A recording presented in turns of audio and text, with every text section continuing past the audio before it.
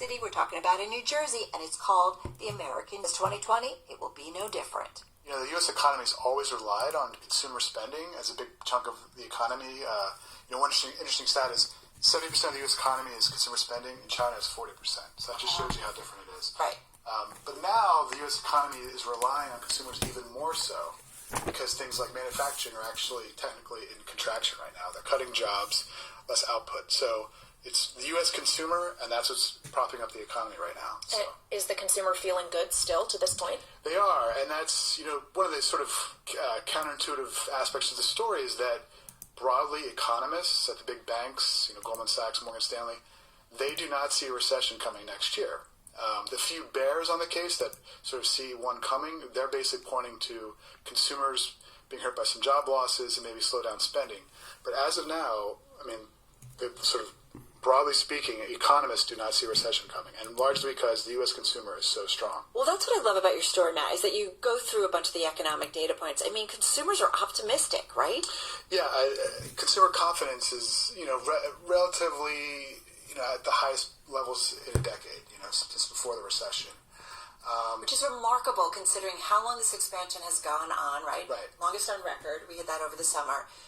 And yet they're still optimistic. They're still optimistic. The data is showing more wage gains coming. There's a stat called, if you look at a stat on job openings, it's over 7 million people, over 7 million jobs are open right now.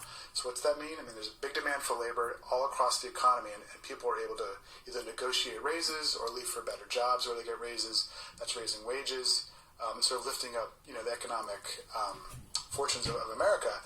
And, as long as that's happening, it's hard to see where this is going to change. Right. How do you get to a recession if you've got that going on? Right, exactly. And, some of the cracks in the armor, so to speak, are housing. So housing prices them going up has been a big boon to consumer spending because people are spending a lot more on their homes. And just think about all the things that means. You're buying furniture, you're hiring contractors, and that is slowing down.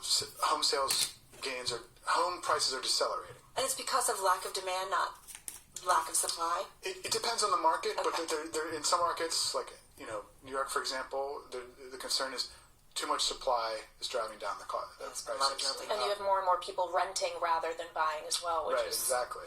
And then things like healthcare costs, if those keep going up, if there's some sort of repeal of Obamacare, right, and all of a sudden people have to pay more out of pocket for health insurance. Think about the people on Obamacare. Those are sort of the people in middle income, low income, that could really stretch their wallets. Right. And then, job growth. Job growth, while still positive, has slowed down. So, if you're a bear on the U.S. consumer, you see that continue to slow down. Maybe the effects of the trade war, uncertainty about the economy freezes up hiring decisions.